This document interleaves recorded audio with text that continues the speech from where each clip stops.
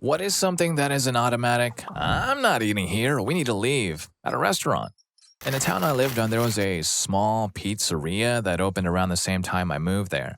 I went there within my first week living there and immediately thought, oh, this is a front. They were literally selling slices of frozen pizza for like $2 a slice and not hiding it. Canned soda for like $2 too. There was a meal deal that was 2 slices and a soda for $5. That's it, literally. Well, actually, if you wanted to be fancy, you could get 3 slices and a soda for $6.50. The joint had literally 4 bar-style seats, no salt, no pepper, no bathroom, no nothing. The staff weren't rude, but they looked rough, like rough. They didn't smile or make small talk and more or less had an attitude of, oh, you're here. You want pizza? Fine, here's your pizza, get out of here. Now here's the thing. It was a college town, meaning that this awful, janky joint became wildly successful almost immediately. I obviously became a regular because it was right next to my workplace and was the only thing walking distance that sold soda with fast service.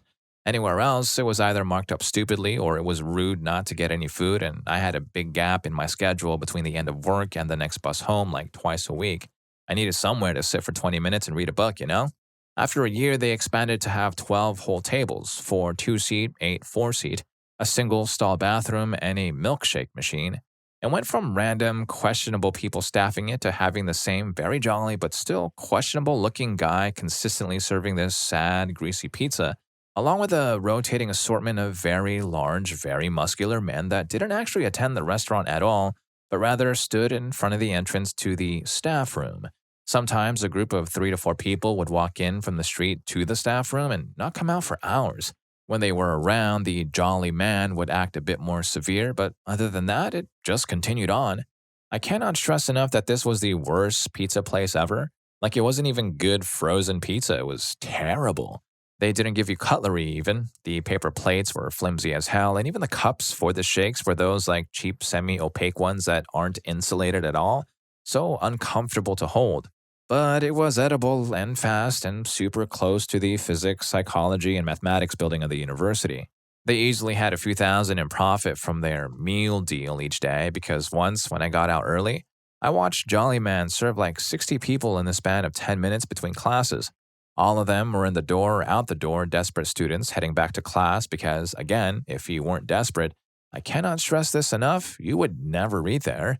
He probably could have served more if he hadn't run out of pizza, but once the between-class rush was done, I just watched him open up box after box of cheap frozen pizza and pop them in the weird little heater thing.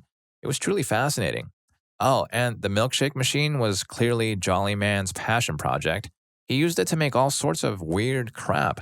Once they had the milkshake machine, I almost always ordered one of those instead of a soda. The PB&J shake was my standard, but Jolly Man started with 8 or 9 shake flavors available and added another couple every month, just this ever-growing list of shake flavors. There were like 40 last time I was there, a stupidly large number. Since I was basically the only person who went there regularly and actually sat down, I got to be a guinea pig for a ton of his new flavors. I remember pumpkin mint being one of the weirdest ones. Frickin' weird joint, and Jolly Man definitely gave me the vibe of someone who lucked into his dream job. That said, even he could be kinda scary. Once there was some schmuck pestering his girlfriend, or ex maybe, and Jolly Man absolutely menaced that little schmuck into leaving, then he gave the girl a free soda. I liked Jolly Man and avoided eye contact with anyone else who wasn't buying pizza there. Jolly Man seemed largely ambivalent to me, but I want to add how the first time I tasted one of his concoctions went down, because it really emphasizes the vibe of this place. I came in, bought a soda that day, and sat down. Jolly Man was doing something. After a moment, he made a noise and said, "You're here often. Do you have allergies?" And I kind of just stared at him blankly because previously the most Jolly Man had said to me was to ask what flavor of soda pop I wanted, or once, during rain, observed that I was all wet, poor thing. I describe him as jolly, but perhaps loud and smiling would be more accurate. He would also play music on his phone, and if I was the only person there, aside from the muscular man TM, dance to it slightly on occasion. It was usually something upbeat and pop adjacent, which really added to the vibe, let me tell you. I never recognized an artist or song. "Hello, do you have allergies?" Jolly Man repeated. No, I said, baffled and concerned. "Good," he said, gesturing a cup towards me. "Taste this." "What is it?" "A milkshake." Jolly Man said in a tone that was simultaneously friendly and completely devoid of any indication that further questions would be tolerated. New flavor. Tell me what you think. The shake was a pale tan color. I tried it very, very hesitantly. It didn't really taste like anything special, just vanilla. Jolly Man stared at me intensely. So, what do you think? It's fine, not very strong though. I thought so. I'll add more, Jolly Man said. He then proceeded to disappear into the staff room for a few minutes and ignore me after he came out. I never learned what flavor that was supposed to be, but if I had to guess, I think it might have been his first attempt at a coffee flavor. And that every 3 or 4th time I came in, he would be like, new flavor, tell me what you think, and give very large reactions to whatever I said. I never risked telling him anything was bad because describing something as weird or odd upset him. Saying that it was unusual or that the components conflicted was acceptable, though. When something was any measure of tasty, he would give an absolutely beaming smile and ask, should I add it to the menu or does it need more work? Then after he learned I was a scientist, the phrase became, does it need more experimentation? Always with the same dramatic pause and emphasis on the word experimentation. It was a very weird combination of kind, scary that I didn't know what to do with. Everything I know about Jolly Man outside of what I mentioned was not exceptionally young, 30s or 40s. Had a daughter, apparently. He said one of his jackets was something his daughter would like once. Really liked bananas. Thought horse racing was stupid, but made a mint-flavored milkshake for the Kentucky Derby anyway, possibly because I mentioned I was looking forward to the Kentucky Derby. It was a family event growing up. And that's it. You all know everything I do about that man now. I want a movie or TV show made out of this. Like, come on, make it happen already. We can call it You Want a Piece of Me? Or something like that. Story 2. I ate at a front once. Okay, well, not a front exactly, but more like a mob retirement business. Ratty Place out front was a restaurant for a closed motel. Never saw more than 2 to 3 cars. Nowhere near any classic mob town, Nashville area. Inside was split level, a nightclub upstairs that looked like it was never open. Restaurant downstairs was classic 70s, shag carpet in the hallway, mirrored logos on the walls, a stag head, wood paneling everywhere. Bar was weird too. Behind the bar, it was 1 to 2 feet lower than the main floor. Old black and white family photos everywhere. The bartender / waiter was a pure accomplice. Nice as hell though. Made some recommendations, and after I ordered, his pops came out the kitchen and told me all about the sauce, the noodles, and how he prepped the chicken parm. 2 big guys sitting at the table near the door that never ordered anything, just sipped drinks. Pops would make a joke at them now and then, and they'd chuckle. It was a damn good sauce though, and the chicken parm was fantastic. It only occurred to me after I left that there was no way they supported themselves in that area with almost no business. And I started putting pieces together. It eventually closed and some spin-off of a Key West bar was supposed to come in, but never did. Kind of missed the place. I was never sure that I was right, but I bet I was. I guess it closed after Pops passed or aged out of it. Story 3. Haven't seen Squabbling Servers on the list yet. That happened to 4 of us at a recently opened seafood-themed place that we vaguely knew the owner of and wanted to support as new restaurants were a pretty big thing in our small city. Normally, we would have waited a couple of months for the dust to settle and the place to figure itself out, but we went in their second week. House manager greeted and seated us and then disappeared. It was a little before standard lunch hour and midweek and nobody else was there. About 5 minutes of nothing later, we heard the distant yelling start from the kitchen area. After about a minute of that, a female server charged through the doors and grabbed menus and brought them over, muttering. Her opening words were, "Sorry if you heard that. That witch in there, what can you do?" We glanced at each other, asked for a few minutes before ordering drinks, and when she went back in the kitchen, left. Somehow the restaurant still managed to survive and is still there to this day, but god dang if the excellent show The Bear didn't remind us of that experience. Story 4. Crying babies / screaming kids. I was a father of a little girl too, and she would be a bit much out in restaurants. I get it, but I finally said, okay, no more going to restaurants until she's older. It's not fair to everyone else, not to the first date couple, not to the date night married couple, not to the milestone couples celebrating the longevity in their relationship, not to the people who are about to get proposed to, not to the person who's had the crappiest day or week or month, and tonight's the only night they're free to be able to get away from life and just enjoy a meal of solitude to calm down and recharge. If you know your kid or kids are bad out in public, make the sacrifice to order in or use Uber Eats at least until they're older and can behave in public. I grew up where our mom would snap her fingers and say, "Let's go to the bathroom." Then we would pout and eat our dinner, lol. Ultimately, it's up to you. That's your decision. I understand you needing to get out of the house, or you don't feel like cooking, or whatever the situation may be. But I've seen parents just yell at their kids and then their partners, if they are there, and just pack up and leave. Maybe they argued in the car ride home. That can't be an enjoyable night for anyone. Story 5. I was working on a Saturday and got caught up in a very hectic day. Went to the only restaurant that was still serving lunch at like 4 p.m., starving. I was the only person in the restaurant, but I figured that was because it was so late in the day. I ordered pad thai, but when it came out, it was more like a 2-day-old chop suey. It was gray, gluey, and inedible and cold.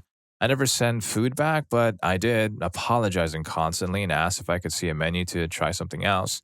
I also said I was happy to pay for the original dish as well, since clearly I misread the menu. It turned out I had not.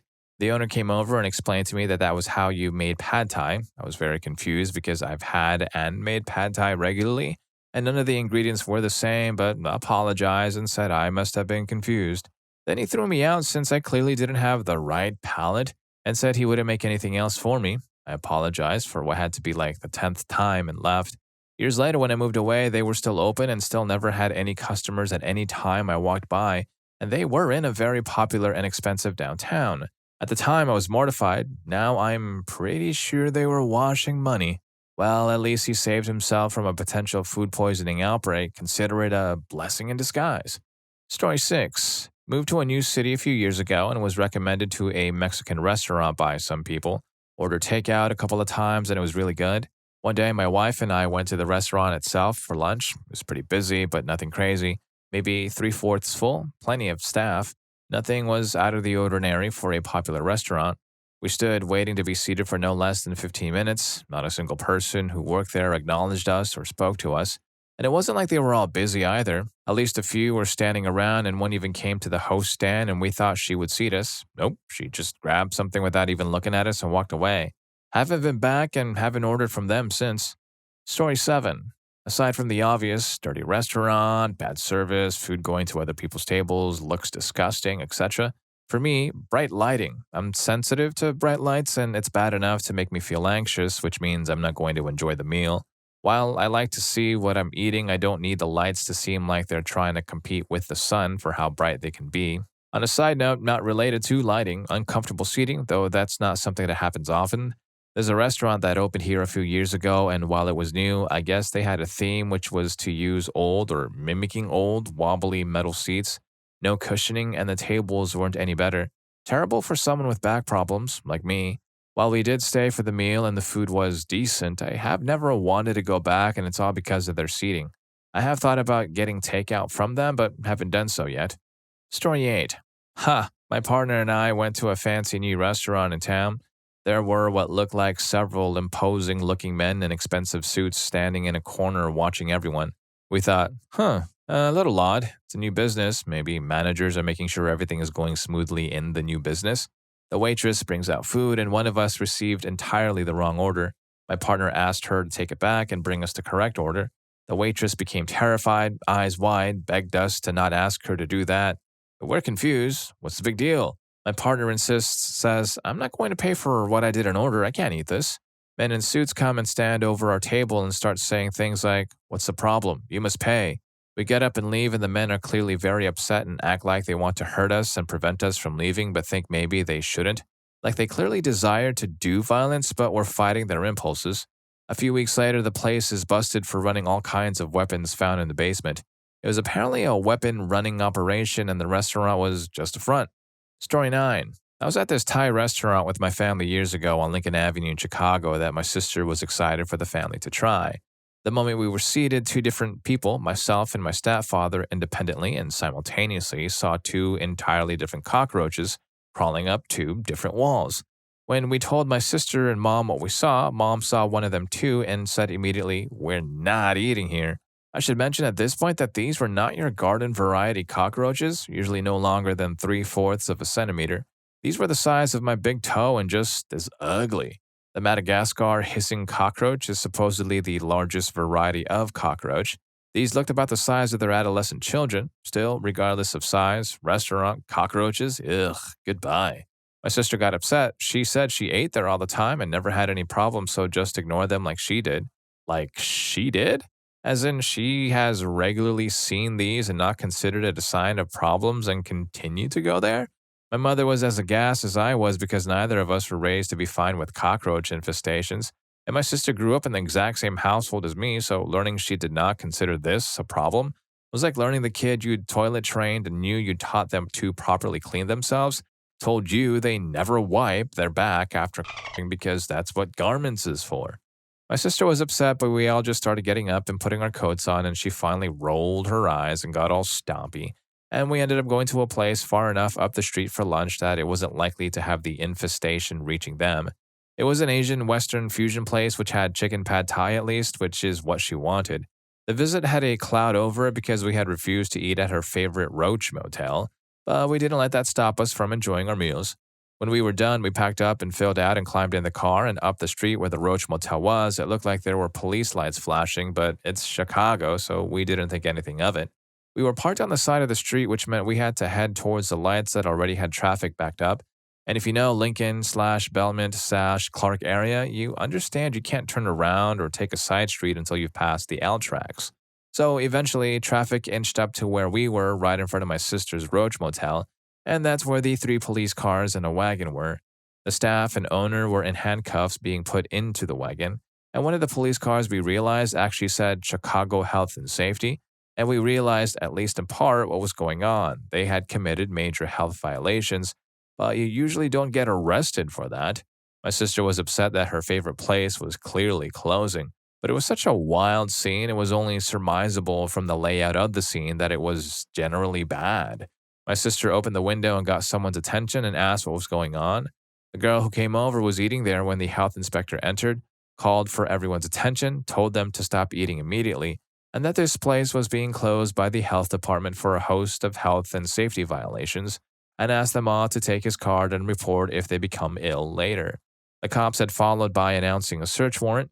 They saw commotion from the kitchen, and the kitchen and waitstaff flooded the room with the cops who had apparently entered from the back behind them, and the police escorted the customers out and went back in. And then it was just a stream of people being taken out in handcuffs and put in the wagon. But she didn't know who. All she knew was the health department guy laughed when she had asked how long it would be before they'd reopen and told her never. So my sister was in shock about this turn of events and obviously having conflicted feelings, but my mom and I, in our dark sense of humor, begged for indulgence on this, and we couldn't help ourselves, making comments that made the other one unable to contain laughter. My sister between us, pouting. The rest of the evening at her apartment was far less eventful, but Mom and I couldn't keep ourselves from making little jokey jokes about these salmonella specials and the pad listeria buffet. A few days later, Mom found out from my sister that she'd learned that the restaurant's health code violations were actually worse than we suspected. The pad thai she loved so much wasn't made from chicken. It was made from Chicago sewer rat.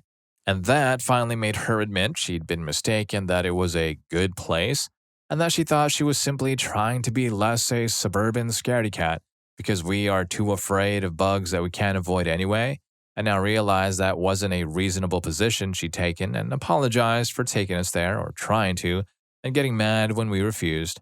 But the reason the cops were there with the paddy wagon is that the upstairs of the building was a Chinese mob clubhouse of some kind, and the really nice man who's the owner, you'll love him, as my sister described him, turned out to be wanted for a string of Chinese mob hits.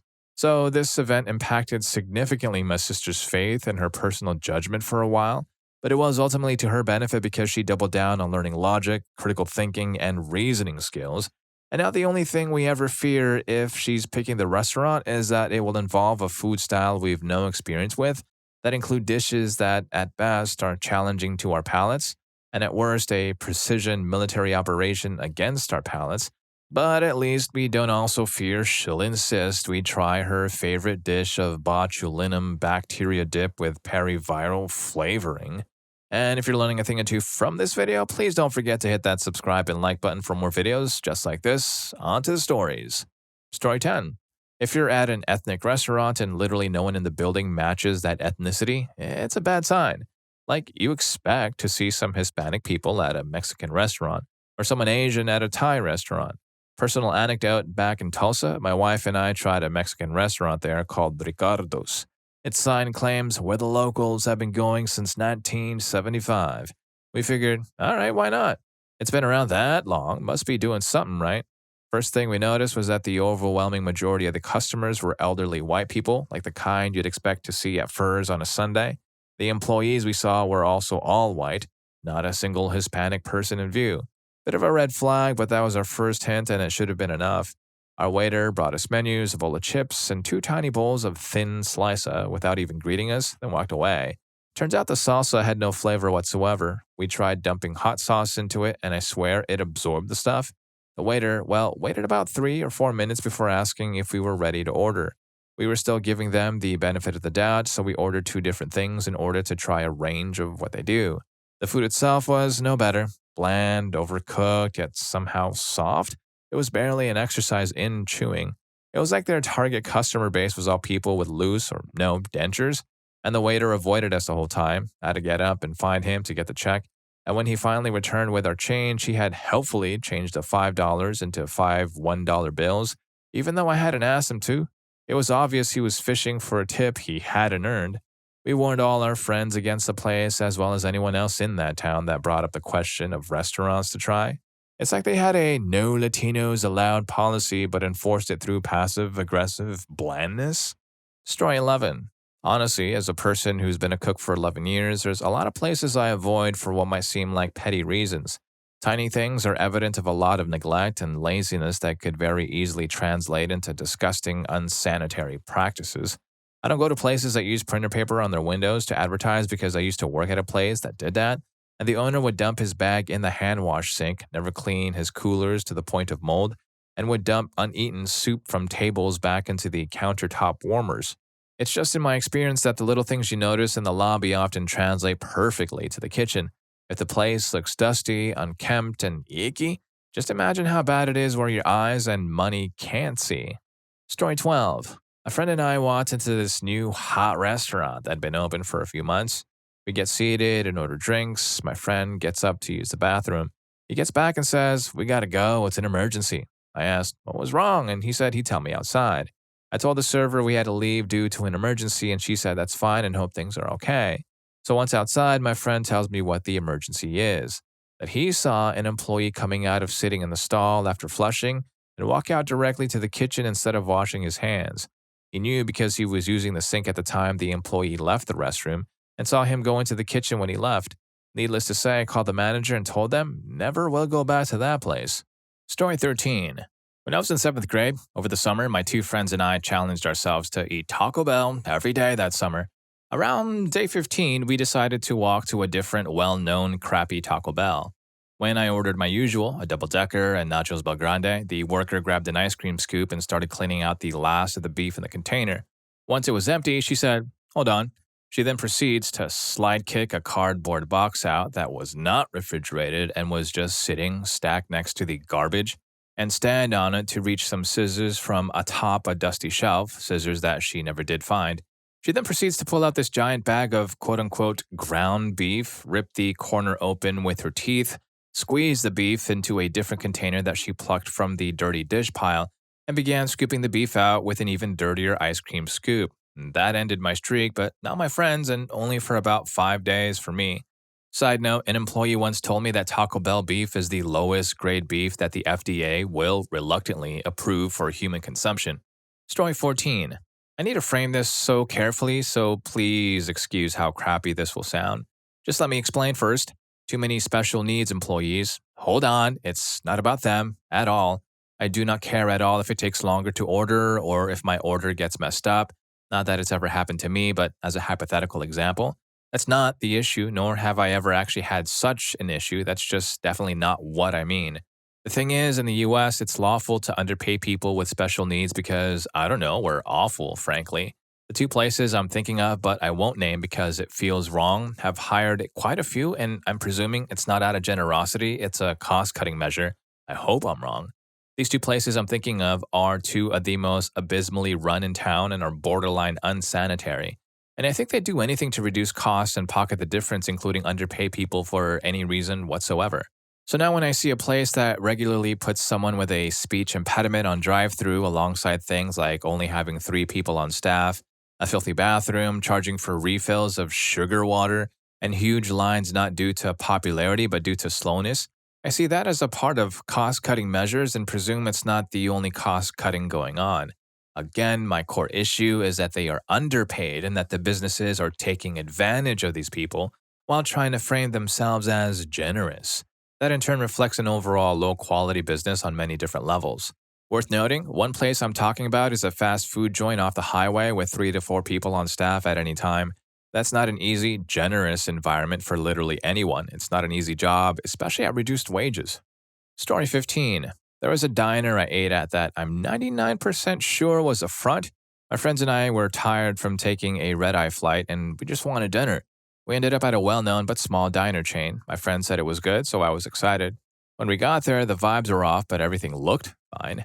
I thought the cash-only sign was odd, but I ignored my feelings, scoured through the massive menu, and picked a few things. A grilled cheese with a side of mashed potatoes. The listed sides were fries, chips, or mashed potatoes. The waiter said sides didn't come with the $8 grilled cheese. Then he said, "There's no mashed potatoes on the menu." And when I pointed out the mashed potatoes on the menu, he shrugged and said no. I asked for one of the dessert specials on the specials board. "We don't have that." So I said, "Okay, fine, I'll get apple pie." The grilled cheese that came out was burnt and had one single piece of American cheese in it. The potatoes I ended up with were cold and wet breakfast potatoes. The pie was clearly a microwave frozen aisle pie. It was like a bunch of people moved into a recently closed restaurant and just tried to stick with the original setup but not learning it at all. The cash only really stood out to me as I was leaving. Story 16. Recently, I walked into a Chipotle after years of not going there. It was supposed to be a treat. I was stoked for a steak burrito and their delicious guacamole.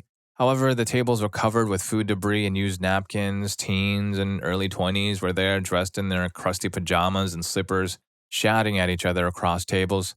The napkin dispensers I passed were empty. I got in line anyway, grossed out but figuring I wouldn't be staying there.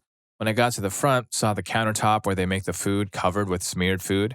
I ordered a burrito. She put down the foil. The tortilla hung over the edges. I asked whether she could add another piece of foil. She pulled out another one. It got filthy by being dragged on the dirty counter, then flipped it over with the filth facing the tortilla. I said, "Thanks anyway," and left. Doubt I'll ever be back to Chipotle. They deserve to go bankrupt, feeling ill just thinking about it. Story 17. I waited in line for around 30 minutes just to be seated at a trendy lunch restaurant. As I was being seated, I saw a chef taste testing many plated items before they were sent off to tables. Directly finger to mouth to food multiple times, including some light sucking on fingertips in between. I silently mouthed, "What the?" and explained that I was no longer hungry and left before I even ordered. Looking on my phone for a fast-to-go place outside, I was very surprised when the apparent owner/manager introduced themselves and asked why I just left. I explained, and they just seemed sort of confused while explaining that the chef is a very well-known French chef and that taste testing is what they do to ensure quality. Complete failure to understand that the repeated finger-to-mouth to food was a problem. I guarantee I've eaten that and worse without knowing it, but openly seeing it and being gaslit about it even being a problem was pretty revolting. Story 18. A Wendys where I went to high school got shut down due to their insanely bad practices. I went in once and saw a worker throw raw meat into the broiler or whatever with his bare hands, then make my sandwich without washing. I left immediately without even trying to argue for my money back. A friend stopped there to pick up lunch for us. They handed her literally moldy bread, tried to convince her it was meat that rubbed off or some dumb crap like that. She brought the food to us and we drove right back and demanded a refund for her. It was clearly moldy, it was green and had white fuzz. Another classmate told us she found a bug cooked into her chicken nuggets. Said she bit into it and tasted something, flipped it over and when she saw a huge brown bug fused into the nugget. The place got shut down a year after I graduated, went through a remodel and opened again a year later with new management. From what I heard, they were actually pretty good after this, but I never risked going back. Story 19. Mouse crap. Sat down at a newer, nice restaurant in a downtown area. Maybe they were just opening up, but it seemed pretty slow for the day and time, like we were the first ones there. We ordered and sat around checking out the vibe, wondering if this might be a potential for a new fave spot. I look over my shoulder across the back of the booth I'm sitting on, which runs the entire length of the building's wall with tables dotted along. The back of the booth was unfinished, which seemed like a weird detail to miss for a finer experience. It dropped about 2 inches and was just a 2x4 frame, and on the 2x4s was clear as day, a mouse trap. The waitress brought the food to our table and, when as softly as possible pointed out the crap and that we were leaving and not consuming the food, she apologetically said, "I'm so sorry, let me get the manager." That is very thoughtful of you, ma'am, but the manager cannot change the fact that I have been sitting down next to crap literally 2 feet away from my face. Story 20. I used to live in some crummy neighborhoods in Chicago as a short white dude, and the one thing that would make me pass are when you see a lot of non-staff folks coming and going through the kitchen area. It usually means the food will be crap or something is going on that you don't want to be mixed up in. Or if you see someone who's got that vibe to them, like they're about to start crap from the counter line, like they're looking off to the sides, looking out for someone. This happens in some gang hotspots at fast food chains, and I legit never get why people in a gang would ever walk into a McDonald's or a BK. These poor guys, most of them young men or sometimes even straight up kids, will pull up, sit down to eat, get recognized by people who have beef with them or a rival gang. Then those guys get their guys and up the place. Like, bro, just pull in the drive-thru because that crap will get you f***ed at. Story 21. Back when I was in college, the tiny college town supported 3 Mexican restaurants. One was where the locals ate, one was where a lot of the students and faculty ate, and one was where mostly freshmen at the college would frequent. The one with mostly freshmen as customers had gained a reputation as the place to go for drinking because they didn't check IDs. My first time visiting that third one, I watched a rat casually walk along the floor, stand up on its hind legs, look around and sniff, and then continue to casually walk to his destination. No sense of urgency about what he was doing, acted like he owned the place. It wasn't just the fact that there was a rat, it's common knowledge that any restaurant will have them from time to time. It's the fact that this rat was just so nonchalant that made me immediately nope the heck out of there. Story 22. Once I went to this great deli I liked that had really delicious sandwiches. I used to go all the time, so I thought it was a safe place to bring my boss to eat. While we were sitting there, I started seeing great wafts of dust start coming down from the ceiling, gently settling on the tops of booths or the floor or table or wherever. Someone had turned off the overhead fans for, I guess, the first time in several decades, and then turned them back on, causing all the huge dust mats to come down around everybody. Staff was doing nothing and didn't care when I told them, and that was the last time I ate there. I just can't bring myself to go back. So that, places that don't clean their fans, ever, who knows what else was up there. Story 23. I worked as a server in a handful of restaurants over the course of about 15 years, and I was Serve Safe certified for over a decade during that time. The number one thing that would deter me from eating in a restaurant would be the cleanliness of the dining room or the front of the house. This would consist of things such as the cleanliness of the tables, the salt and pepper shakers, the floors, and the condiment bottles. If any of these things were dirty or in disarray, it would raise a red flag for me. 2, the number of employees that are present. Is there at least 2? If not, I'm most likely not eating there. Is the individual that is serving the guests also washing the dishes, taking out the trash, and possibly cleaning the restrooms as well? Or is the person that is preparing the food I am going to consume handling the cash register, taking out the trash, and prepping the food? 3rd, I pay attention to the way the employees behave in their environment. Is there self-awareness?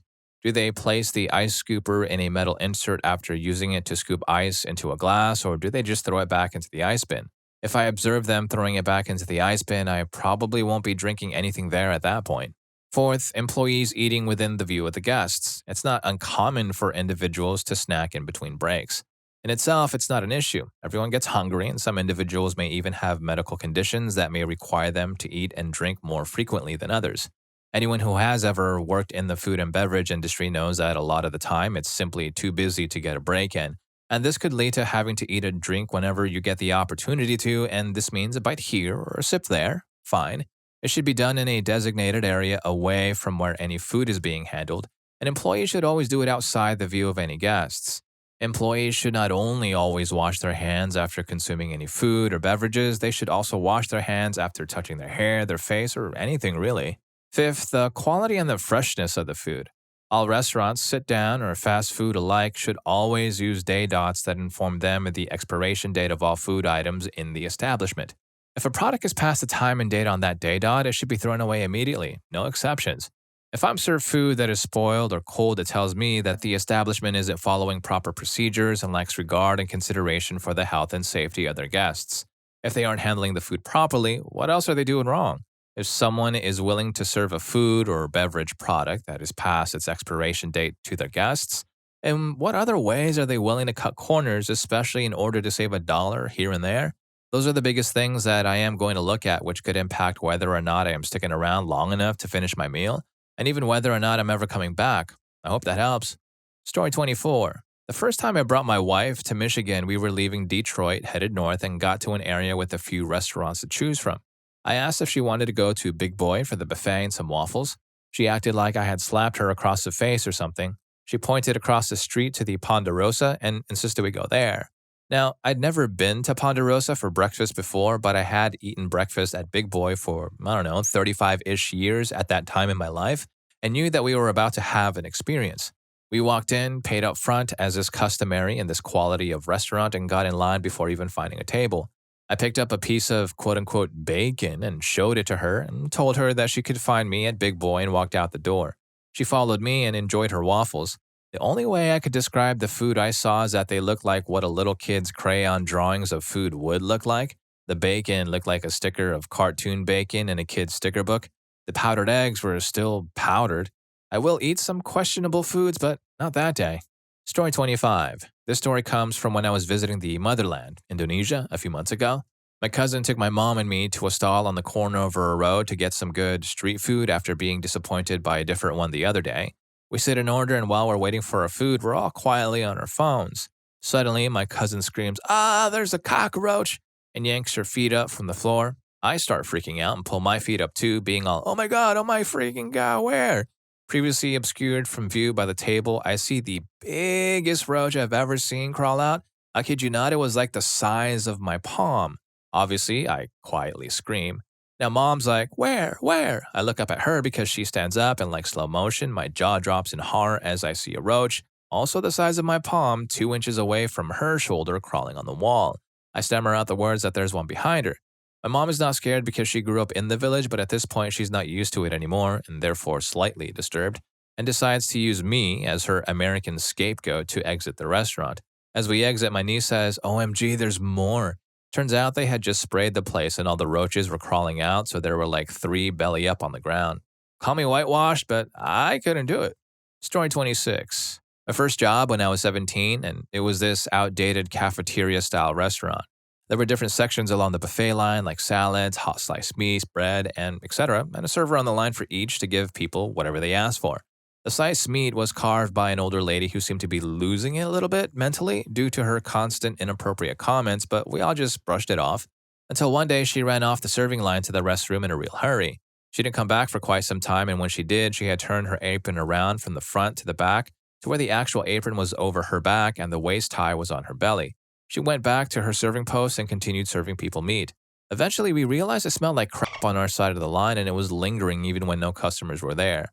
The realization suddenly hit one of my coworkers. That's why the crazy lady has turned her apron backwards. She had indeed not made it to the restroom in time and had crap her pants. Rather than leave and lose pay, she covered it with her apron and continued serving food. The manager sent her home for the day, but she was right back the next day, and I've never been more grossed out. And if you like these stories, here's more for you. YouTube thinks you're going to love this. I'll catch you in that video.